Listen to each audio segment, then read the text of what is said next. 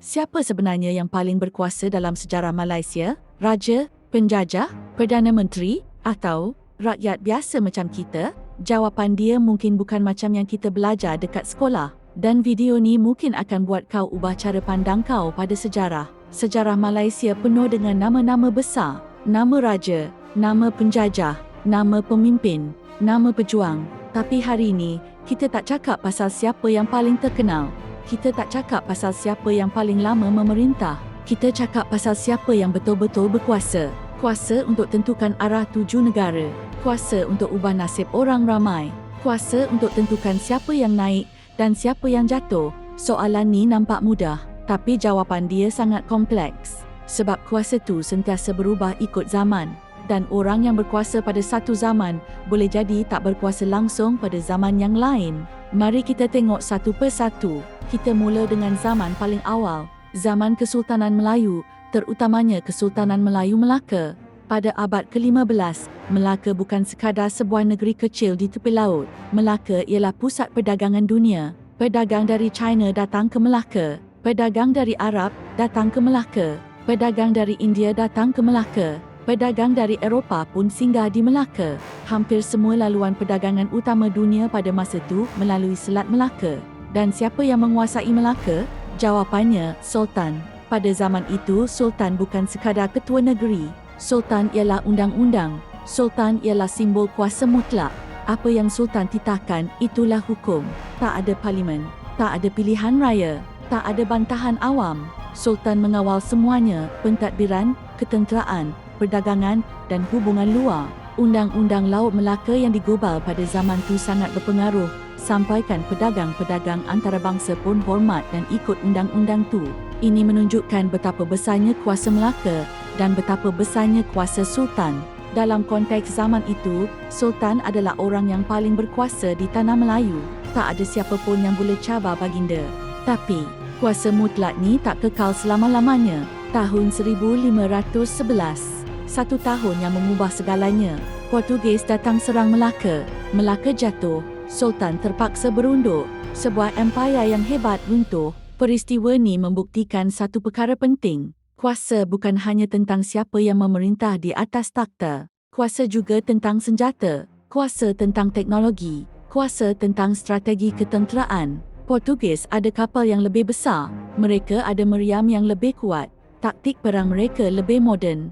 Dan dalam sekelip mata, kuasa Sultan Melaka yang dianggap mutlak itu lenyap. Ini bagi satu pengajaran besar kepada kita.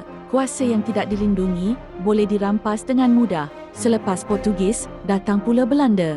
Lepas tu datang British. Setiap kuasa asing ni datang dengan satu tujuan yang sama, untuk mengawal, untuk mengaut hasil bumi dan untuk menentukan hala tuju tanah ini.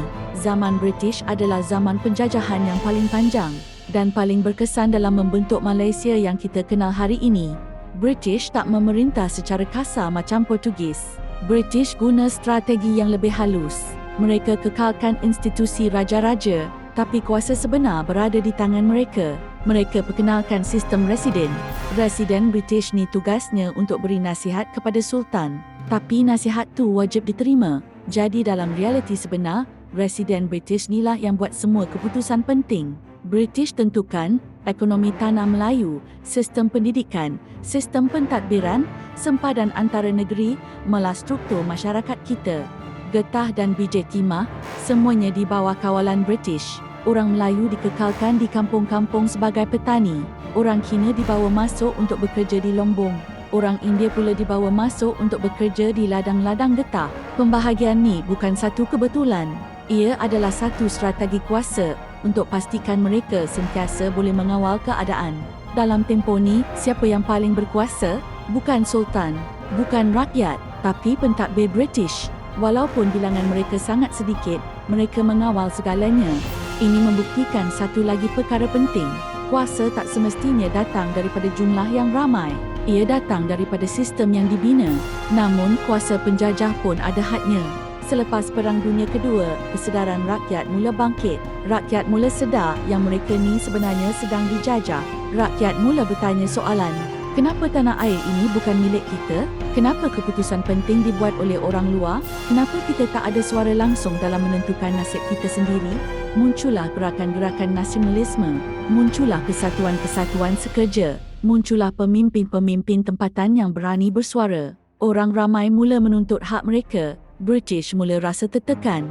Mereka sedar satu perkara, mereka tak boleh memerintah tanah Melayu selama-lamanya. Kuasa mereka mula goyah dan inilah titik perubahan yang paling besar. Tahun 1957,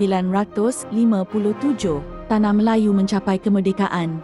Ramai yang sangka ini adalah pengakhiran kuasa asing, tapi hakikatnya ini hanyalah satu pertukaran bentuk kuasa. Kuasa kini berada dalam sistem politik yang baru dan individu paling penting pada waktu itu ialah Perdana Menteri pertama kita, Tunku Abdul Rahman. Tunku bukan seorang raja, beliau bukan seorang pemerintah mutlak, tapi beliau mempunyai kuasa moral yang sangat besar. Beliau berjaya menyatukan kaum-kaum yang berbeza. Beliau berunding dengan British untuk mendapatkan kemerdekaan. Beliau yang menentukan bentuk negara kita yang baru. Demokrasi berparlimen, raja berperlembagaan, pilihan raya. Dalam sistem baru ni, kuasa tak lagi mutlak di tangan seorang individu. Kuasa diagihkan, tapi ia masih lagi terpusat. Selepas era Tunku, muncullah tokoh-tokoh besar yang lain. Tun Abdul Razak, Tun Hussein On, dan yang paling dominan Tun Dr. Mahathir Mohamad. Dr. Mahathir memerintah dalam tempoh yang sangat panjang. Beliau membentuk dasar ekonomi negara, dasar perindustrian, dasar pendidikan. Boleh dikatakan, beliau membentuk cara rakyat berfikir dan cara negara kita bergerak untuk beberapa dekad. Pada zaman ini, kuasa bukan lagi di istana. Kuasa bukan lagi di London. Kuasa berada di Putrajaya. Seorang pemimpin dengan jawatan Perdana Menteri boleh mengubah hala tuju negara dengan satu dasar, dengan satu ucapan, dengan satu keputusan. Ini menunjukkan satu lagi evolusi penting. Kuasa kini bergantung kepada jawatan, sistem politik dan sokongan politik yang diperoleh. Tapi zaman terus berubah. Media sosial muncul. Maklumat mula bergerak dengan sangat pantas. Rakyat jadi lebih berinformasi dan lebih berani bersuara. Pemimpin tak lagi kebal macam dulu. Satu kesilapan kecil boleh jadi isu besar negara. Satu video boleh jadi viral dalam beberapa jam. Satu kenyataan boleh diputarbelikkan. Tekanan daripada orang awam menjadi semakin kuat. Pilihan raya menjadi lebih tidak menentu. Kerajaan yang kuat boleh jatuh. Pemimpin yang hebat boleh hilang kuasa. Dalam keadaan macam ni, siapa sebenarnya yang paling berkuasa? Jawapannya semakin jelas. Rakyat hari ini mempunyai satu bentuk kuasa yang tak pernah wujud sebelum ini. Kuasa untuk menyebarkan maklumat, kuasa untuk membentuk persepsi, kuasa untuk menaikkan atau menjatuhkan reputasi seseorang, kuasa melalui undi, dan yang paling penting, kuasa melalui suara kolektif. Fikirkan balik, penjajah jatuh sebab rakyat menentang, kerajaan berubah sebab rakyat memilih, pemimpin boleh bertahan sebab rakyat menyokong. Tanpa rakyat, tiada kuasa yang boleh kekal lama. Inilah kebenaran paling besar dalam sejarah Malaysia. Kuasa sentiasa berubah tangan. Dari raja ke penjajah, dari penjajah ke pemimpin politik. Tapi akhirnya, ia akan kembali semula kepada rakyat. Jadi, siapa yang paling berkuasa dalam sejarah Malaysia? Jawapannya bergantung pada zaman yang kita lihat. Pada zaman Kesultanan, rajalah yang paling berkuasa. Pada zaman penjajahan, kuasa asinglah yang paling berkuasa. Pada zaman awal kemerdekaan, pemimpin politiklah yang paling berkuasa. Dan pada zaman sekarang, zaman internet dan media sosial, rakyat adalah kuasa sebenar. Sejarah bukan sekadar cerita tentang masa lalu. Ia adalah cermin untuk kita faham keadaan masa kini. Dan ia adalah panduan untuk kita merangka masa depan. Sekarang, aku nak tanya kau. Pada pendapat kau, siapa sebenarnya yang paling berkuasa dalam sejarah Malaysia? Tulis pendapat kau kat ruangan komen. Dan kalau kau nak lebih banyak lagi cerita sejarah versi jujur dan berani macam ni, kau tahu apa yang perlu dibuat. Jangan lupa subscribe. Terima kasih kerana menonton.